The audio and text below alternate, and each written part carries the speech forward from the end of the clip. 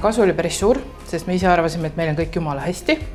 Et me panime ka ennast kohe esimesena kirja sinna, et tahaksime hindamisele. Meil oli väga hea koostööpartner, kes meid aitas ja tänaseks päevaks, mis on muutunud, on see, et me jälgime seda, et uute õppekavade osas ja parandame veel siiamaani ka vanu õppekavase, sest neid on meil hästi palju, aga see on väga hea pidev punkt meie jaoks nagu. Kõik uued õppekavad lähevad selle järgi, nagu see Haka siis soovitas meile, ja eriti sihtrühmad meie jaoks on see, et mis tegelikult ka tuli välja, et sihtrühma puhul on see, et me ise ei oskanud nii hästi seda seletada, et oli hästi laialivalguv ja nüüd me saime seal nagu rohkem paika, et kõnetaks nagu just seda võib-olla inimest, kes sinna koolitusele tuleb. Meie jaoks oli väga positiivne, meil oli väga hea juhendaja.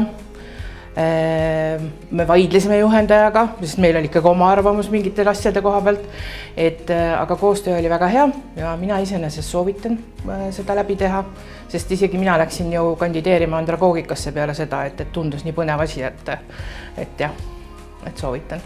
Et üks asi on see, et me arvame, et meil on kõik hästi ja me usumegi seda, aga keegi veel väljaspoolt ütleb seda, et tegelikult, et hästi, et hea töö. Tänasel päeval on hästi oluline see, et toimuks kõik see, mis klassis õpitakse, toimuks ka praktiliselt, et inimene saab kohe kaasa teha.